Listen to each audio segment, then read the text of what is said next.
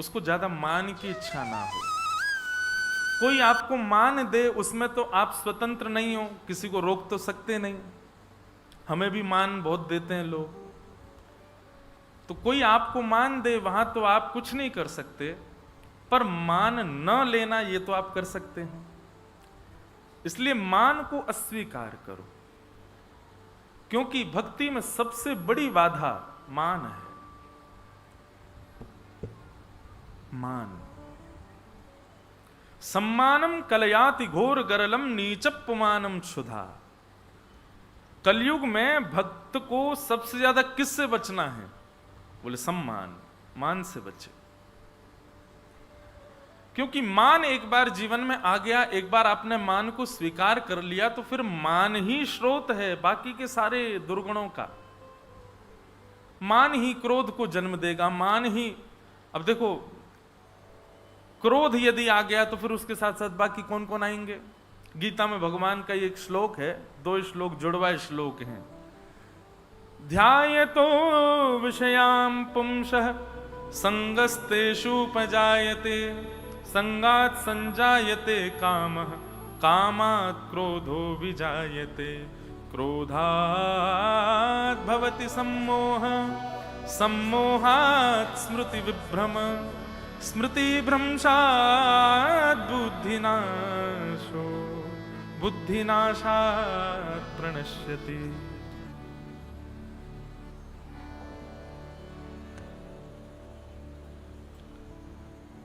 ठाकुर जी अर्जुन को स्पष्ट करते हैं कि मानव के नाश कैसे प्रारंभ होता है। प्रारंभ यदि पता चल जाए तो हम बच जाएंगे ना उससे।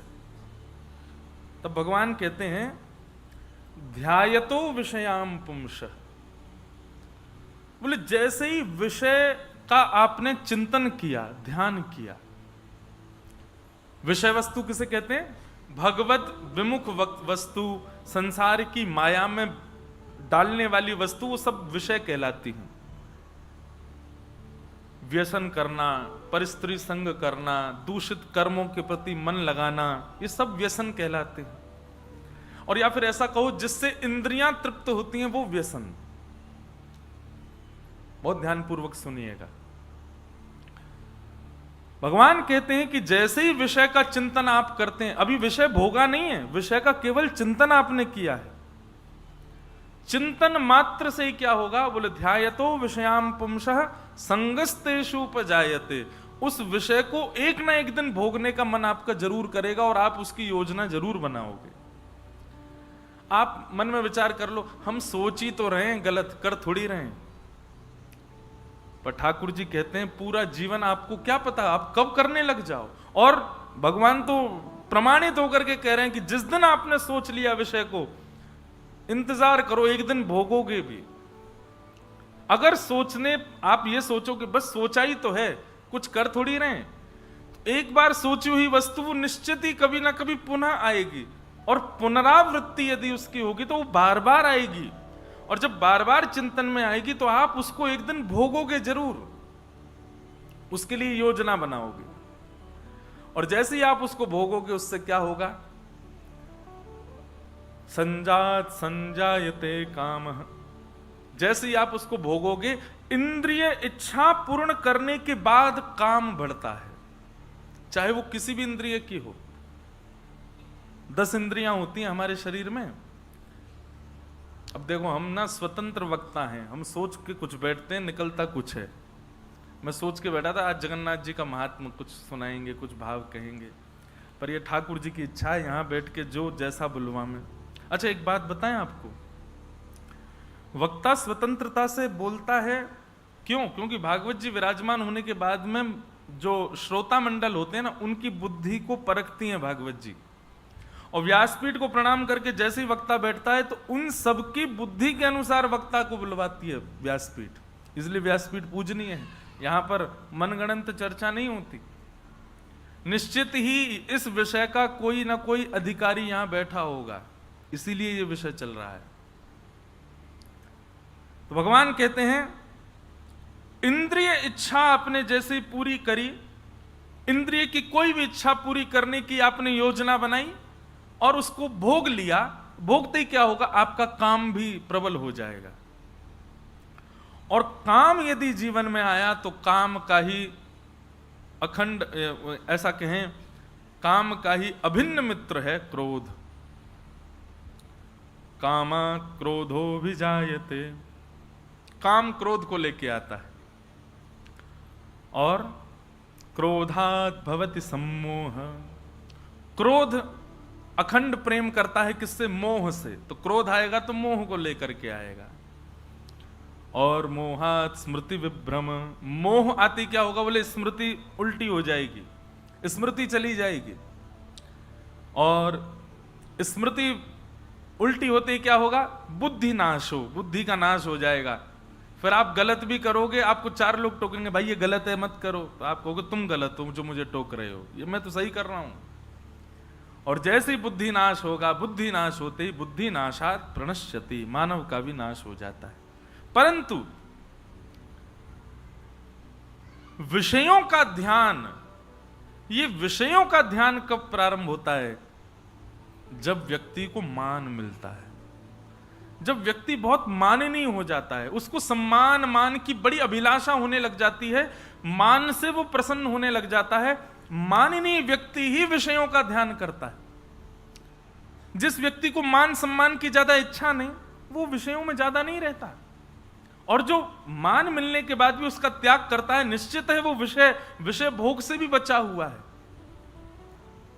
मान की इच्छा और मान का स्वीकारीकरण, ये दोनों इस बात को प्रमाणित करते हैं कि वो विषय भी स्वीकार करता होगा। इसलिए मान से बचो। तो मान रहित होना है। भागवत जी की कथा हम लोग अनेक अनेक कारणों से सुनते हैं, पर मुझे ऐसा लगता है कि सबसे पहले कथा का श्रवण अपने अवगुणों को परिवर्तित करके सद्गुणों में परिवर्तित करने के लिए ही करना चाहिए। श्रवण, ठाकुर जी मिलेंगे, बहुत बाद की बात है। प्रारंभ में तो आप अपना परिवर्तन करने के लिए, अपने मनोभावों को शुद्ध करने के लिए कथा सुनो।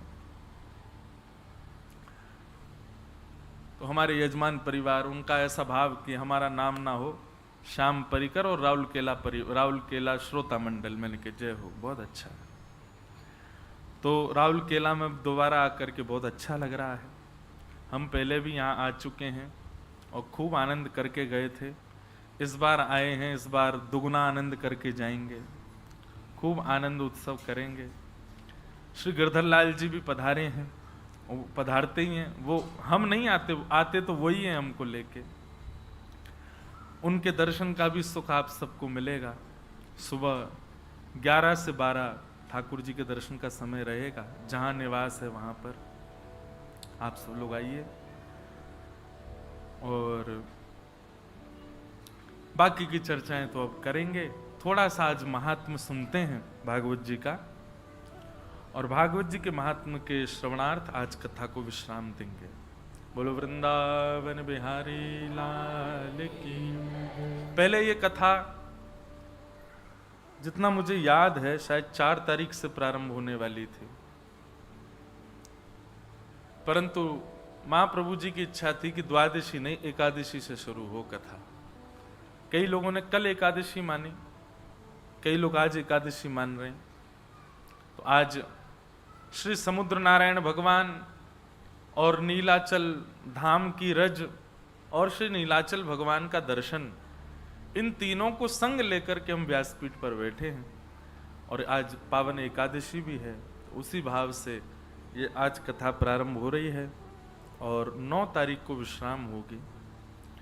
संभवतः 9 तारीख को कथा का क्रम भी शीघ्र होगा, वो हम कल परसों में आप सबको अवगत करा देंगे कितने बजे से होगी, तो आप सब उसका भी ध्यान रखिएगा। आइए भागवत के महात्म्य में हम लोग प्रवेश करते हैं। सच्चिदानंद रूपाय विश्वोत्पत्त्यादि हेतवे तापत्रय विनाशाय श्रीकृष्णाय वयं नुमः।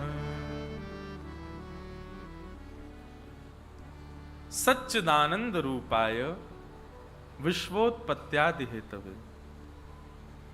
भागवत जी के महात्मा का प्रथम श्लोक, बहुत ध्यान से सुनेंगे सब लोग। यहां ठाकुर जी के 3 रूपों का वर्णन किया गया है, सत, चित और आनंद। एक रसिक बता रहे थे कि यहां सच्चिदानंद रूपाय जो ये 3 रूप बताए गए हैं, यही जगन्नाथ जी हैं। सत्स्वरूप श्री बलभद्र जी हैं, चैतन्य स्वरूप श्री सुभद्रा जी हैं और आनंद स्वरूप श्री महाप्रभु जगन्नाथ जी हैं। तो जब आप जगन्नाथ जी का दर्शन करते हैं तो सच्चिदानंद रूप का दर्शन कर रहे हैं, सत्य, चैतन्य और आनंद। बलभद्र जी सत्य स्वरूप हैं, वो सत का रूप धारण करके बैठे हैं। सुभद्रा जी चैतन्य भाव में। अच्छा, वैसे तो हम जब जगन्नाथ बोलते हैं तो एकमात्र महाप्रभु जी को ही नहीं सोचना चाहिए। श्री जगन्नाथ कहते हैं तो तीनों का स्मरण एक साथ करना चाहिए। केवल उनका स्मरण करना मात्र, वह भी अपराध तो नहीं है, पर महाप्रभु जी कहते होंगे हमारे बहन भैया बैठे हैं, इनको भी याद करो भाई। और ठाकुर जी तो, एक जगन्नाथपुरी की आपको एक विशेषता बताएं, सबसे स्पष्ट दर्शन जगन्नाथपुरी में होता है सुभद्रा जी का, सबसे स्पष्ट दर्शन होता है, हर किसी को दर्शन हो जाता है, सामने खड़ी है वो, मुख्य द्वार मतलब मानो उन्हीं का ही है। एक प्रकार से ये देखा जाए तो ऐसा लगता है कि श्री जगन्नाथ महाप्रभु जो हैं वो मातृशक्ति को प्रधान बता रहे हैं। मध्य में पूरे जगन्नाथ मंदिर, पूरे जगन्नाथ नीलाचल धाम की अगर देखा जाए तो मध्य में मुखिया बैठता है, तो श्री सुभद्रा जी को मध्य में बैठाया है। मानो ठाकुर जी हमको संकेत कर रहे हों कि भाई अपने सारे जितने भी तुम्हारे संसार के आचार विचार हैं, परिवार हैं, व्यापार हैं, उसमें प्रधान रूप से लक्ष्मी को ही रखो, अपनी पत्नी को रखो, पुत्री को रखो, माँ को रखो, बेटी को रखो, किसी को भी रखो, इन्हीं को प्रधान मानो। जो इनका सम्मान नहीं करता होगा वो कुछ नहीं कर पाएगा जीवन में, वो जगन्नाथ ही नहीं बन पाएगा। श्री जगन्नाथ महाप्रभु इसलिए बन पाए क्योंकि वो सुभद्रा जी को मध्य में बैठाया। चाहते तो स्वयं बैठ जाते, नहीं, सुभद्रा जी मध्यस्थ है। फिर आप जब इधर से दर्शन करेंगे तो बलभद्र जी भी पूरे दिख जाते हैं, पर महाप्रभु जी को कितनों उचक के देख लो वो इतने ही दिखते हैं। बहुत कोशिश करोगे तो इतने दिखेंगे, पूरे तो दिखते ही नहीं। और अभी तो मैंने बहुत पहले दर्शन किया है जब गर्भगृह में भीतर जाने की अनुमति थी, तब एक बार मैं गया हूं भीतर तक बिल्कुल महाप्रभु जी के सामने, पर अब बंद किया, रोक लगाई। और अच्छा भी है, हमको बताया गया पूज्य पिताजी महाराज, और हमारा क्योंकि गुरु स्थान है जगन्नाथपुरी, पूज्य पिताजी की दीक्षा जगन्नाथपुरी में, और पिताजी से दीक्षा हमारी है तो हमारी गुरु स्थान है। तो वहां बताया गया कि श्री जगन्नाथ जी का जो गर्भगृह है वो पूरा शालिग्राम शिलाओं से युक्त है, शालिग्राम जी ही हैं। तो वहां सेवाधिकारी को प्रवेश करने की अनुमति होनी चाहिए, बाकी लोग जाएंगे तो शालिग्राम जी पर चरण रखने का अपराध बनता है। इसीलिए शंकराचार्य जी महाराज ने ये नियम करवाया कि भीतर सबका प्रवेश ना हो। तो कितना भी प्रयास कर लो महाप्रभु जी पूरे नहीं दिखते। कल भी मैंने खूब कोशिश कर ली, कोने में चले गए, अच्छा चलो मुख दिख भी जाएगा, ये भुजा तक नहीं दिखेगी आपको, मतलब पूरे महाप्रभु जी तो नहीं दिखेंगे।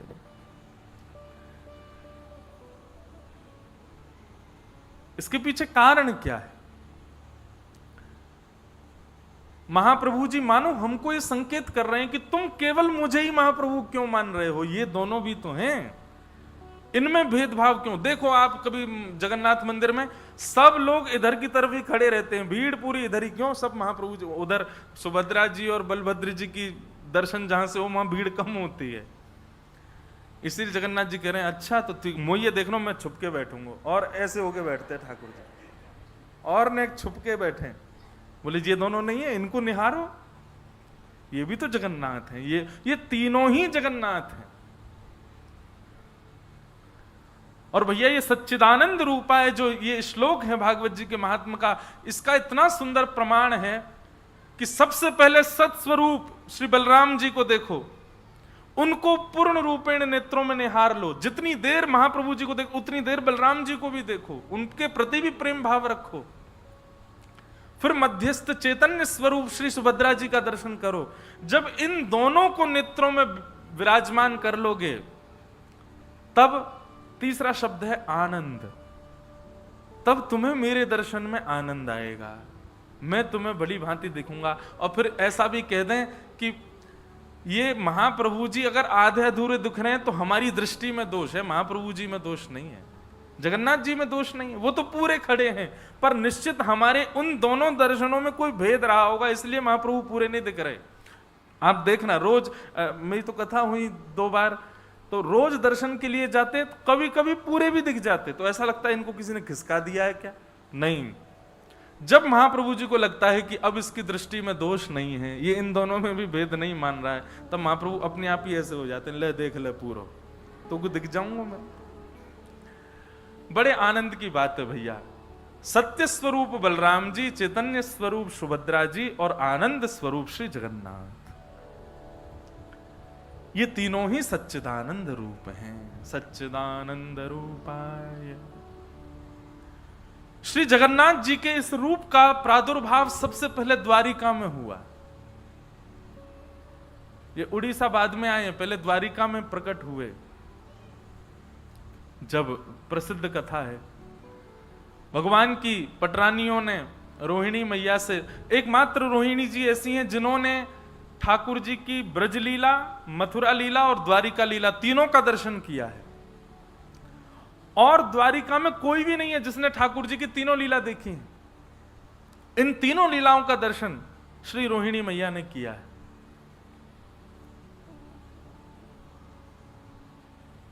तो एक दिन भगवान की सब पटरानियों ने रोहिणी मैया से कहा कि हमको ब्रज लीला सुनाओ। रोहिणी मैया बोली ठीक है, हम सुना तो देंगे आपको। पर तभी भगवान की पटरानियों ने निवेदन किया कि सब लोग आएंगे कथा में, बस 3 लोगों का प्रवेश वर्जित रहेगा। बोले कौन? बोले सबसे पहले तो बलराम जी, वो नहीं आएंगे कथा में। रोहिणी मैया बोली, बोले हमारो ही लाला, वा कोई रोक दोगे हैं? बोले मैया वाकई पीछे कारण है, हम सब बहू हैं, वो हमारे जेठ जी हैं। अब जेठ जी आकर के बैठ जाएंगे तो बहू स्वच्छंद कथा कैसे सुने? बार बार यूं ही रहेगी, जेठ जी निहार रहे होंगे। अच्छा, हमारे ब्रजमंडल में एक स्थान है गोवर्धन में, उसका नाम है लुक लुक दाऊ जी। क्या नाम है? जोर से बोलो। Look look Dau ji. वो लुक लुक दाऊ जी अर्थ क्या उनका? जब महारास हुआ वृंदावन में तो सब आए, हम गाते हैं ना, राधा नाचे, कृष्ण नाचे, सूरज भी नाचे, चंदा भी नाचे, ब्रह्मा भी नाचे, शंकर भी नाचे, सब नाच रहे थे, बलराम जी नहीं नाच रहे थे। क्यों? बलराम जी को प्रवेश ही नहीं था। किस कारण से? बोले सब लाला की गोपी जो हैं ये मेरी बहू समान है। अब जैसे ही बलराम जी प्रवेश करने लगे, गोपियों ने सबने घूंघट कर लिया, सब किनारे खड़ी होंगे, जेठ के सामने थोड़ी नाचेंगी हम। सब देवी देवता आ गए, गोपियों ने लज्जा नहीं की, लेकिन बलराम जी के आते सब सहम गए। तो फिर बलराम जी संकोच के मारे गिरिराज जी पर चले गए और श्री गिरिराज जी पर जाकर के सुंदर वृक्ष वल्लरियों के बीच में बैठ करके छुप करके वहां से लुक लुक, मतलब वहां से ऐसे छुप करके देख रहे हैं रास, इसलिए उनका नाम पड़ गया look look Dau ji, Shri look look Dau ji महाराज। तो सब भगवान की पटरानियों ने कहा, बोले मैया सब बैठेंगे कथा में लेकिन दाऊ जी नहीं आएंगे। क्यों? बोले हमारे जेठ जी हैं, उनके सामने लज्जा होगी हमको। दूसरी सुभद्रा जी नहीं आएंगी। बोले क्यों नहीं आएंगी? सुभद्रा जी ने क्या? बोले सुभद्रा जी बड़ी चंचल स्वभाव की हैं, कोई कथा सुनना होगा, बेचारे के भाव आ गए तो वो उसी के पास, तुम रो रही हो? अरे भाई कथा में किसी को भाव आ जाए उसको छेड़ो नहीं, उसको रोन दो। थोड़ा बहुत भाव कथा में आए तो उसको करने दो। सुभद्रा जी का स्वभाव बड़ा चंचल है, वो प्रेम से कथा सुनने नहीं देंगी, इसलिए सुभद्रा जी को भी वर्ज्य रखो कथा से। और तीसरे? बोले तीसरे द्वारिकाधीश, ये भी कथा नहीं सुनने देंगे। क्यों? बोले जैसे जैसे आप कथा सुनाओगी तो तैसे तैसे आप पर कम दृष्टि, उन पर ज्यादा रहेगी। आप जैसे सुनाओगे कन्हैया ने ऐसे माखन खाए हो, तो हम सब वही कन्हैया का चिंतन वैसे मन में ना करके उन्हीं को अच्छा आपने ऐसा किया, तो फिर कथा में विक्षेप आएगा। वो कथा में स्वरूप होता है कि व्यास जी की तरफ ही दृष्टि होनी चाहिए। इसीलिए हम कई कथाओं में ज्यादा झांकी वगैरह नहीं मंगवाते कथा में। क्यों? क्योंकि भाई श्रोताओं का पूरा ध्यान वहीं चला जाता है। बोले ओहो ये वामन भगवान आ गए, अब नरसिंह भगवान आ गए, कई जगह सुदामा जी भी आ जाते हैं। कथा में ध्यान तो, कथा में ठाकुर जी की झांकी नहीं होनी चाहिए। कथा में झांकी नेत्रों से नहीं, हृदय में दिखनी चाहिए, चित्त में दिखनी चाहिए। तो बोले अब जगन्नाथ स्वयं द्वारिकाधीश बैठे होंगे तो पूरा ध्यान उन्हीं की तरफ जाएगा, इसलिए इन 3 लोगों को वर्ज्य करेंगे। रोहिणी मैया बोली तुम द्वारिका में बैठी हो और द्वारिका में इन तीनों का ही राज है, और इन तीनों को ही तुम कथा से रोकना चाहती हो, कैसे होगा ये? तब भगवान के सब पटरानियों ने मन बनाया और बोले योजना हम बनाती हैं, आप तो बस कथा की तैयारी करो। और सुभद्रा, बलराम जी और कृष्ण तीनों बैठे थे और सब पटरानियां गईं और बोली आप लोग अब बड़े हो गए, अब आप लोगों की इतनी गर्भगृहस्थी बढ़ गया है, लेकिन आप लोगों को खेलते हुए हमने बहुत दिन से नहीं देखा, चलो ने खेल खेल लो, कुछ क्रीड़ा करो। सुभद्रा जी को बहुत अच्छा लगा, बलभद्र जी को भैया बहुत दिन से हम खेले नहीं है, कुछ खेलेंगे आज।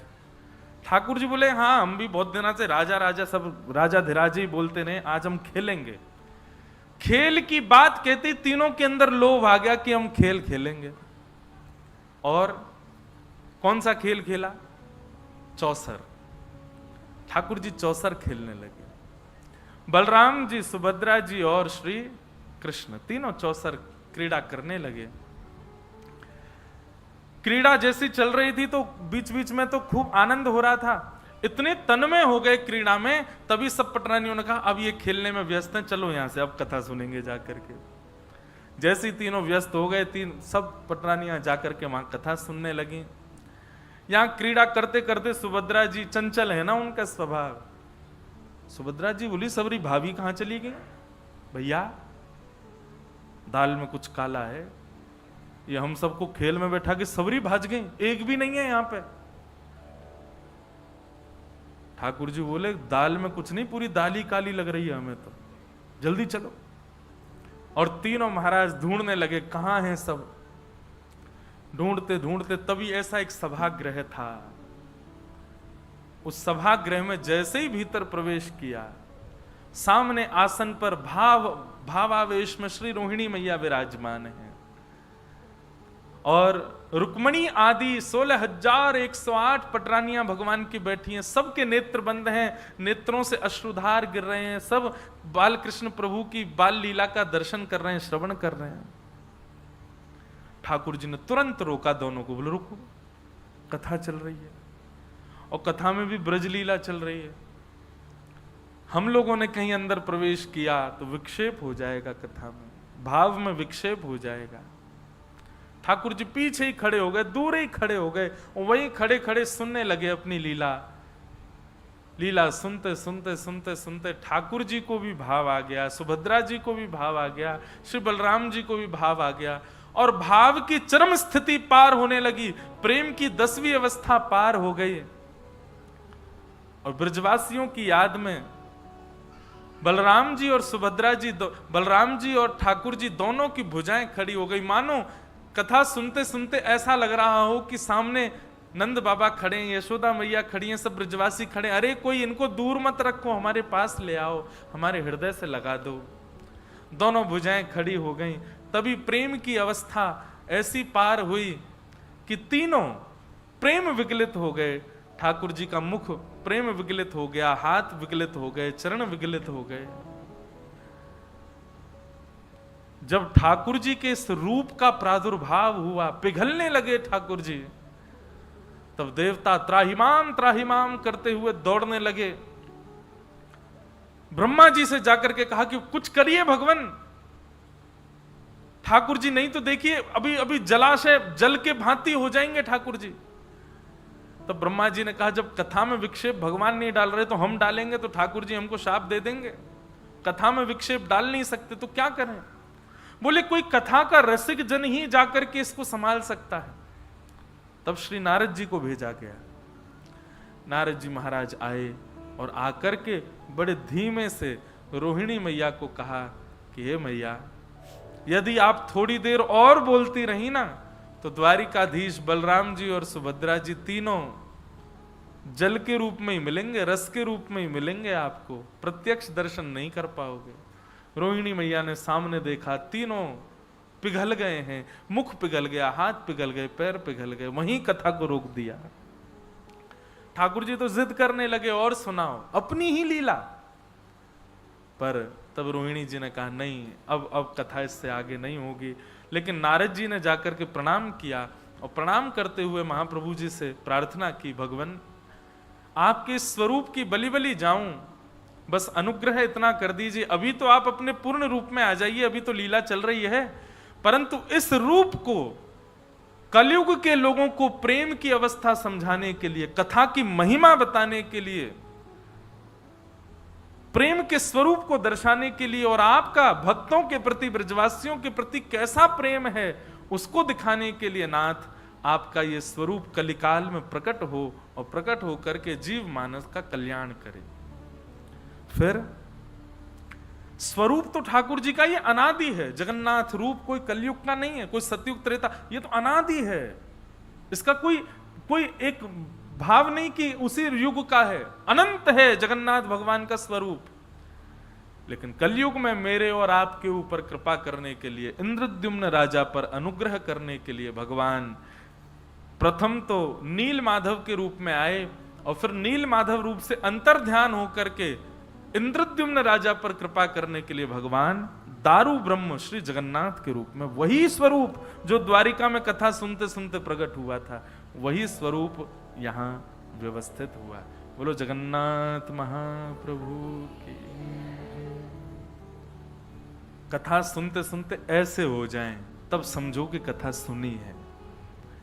ये कथा के श्रोता का दर्शन है। हम आप जैसे हैं वैसे ही रह जाते हैं। इसका मतलब ये नहीं कि आपकी आंख नाक सब पिघल जाएं। पिघलने का मतलब केवल तन का पिघलना नहीं होता है, हृदय विगलित हो, प्रेम विगलित हो। हम सबसे बड़े श्रोता पूरे ब्रह्मांड के यदि कोई हैं तो वो श्री जगन्नाथ जी हैं। ऐसे महाप्रभु जी को हम प्रणाम करते हैं, ऐसे जगन्नाथ जी को हम प्रणाम करते हैं। कई भ्रांतियां जगन्नाथ जी के रूप के प्रति हैं, उन भ्रांतियों को भी हम इस कथा के माध्यम, क्योंकि अब 1.5 वर्ष तक तो कथाओं का क्रम पता है, तो जगन्नाथपुरी और उड़ीसा तो आना नहीं है, इसी कथा को माध्यम बनाएंगे। हम ये सोच के करेंगे ही नहीं कि हम राहुल केला में, हम यही सोच के करेंगे हम पुरी में कथा कर रहे हैं, जगन्नाथपुरी में ही है, तो उसी भाव से ही जगन्नाथ जी का रस प्रकट होगा। तो ऐसे महाप्रभु कौन है? सच्चिदानंद रूप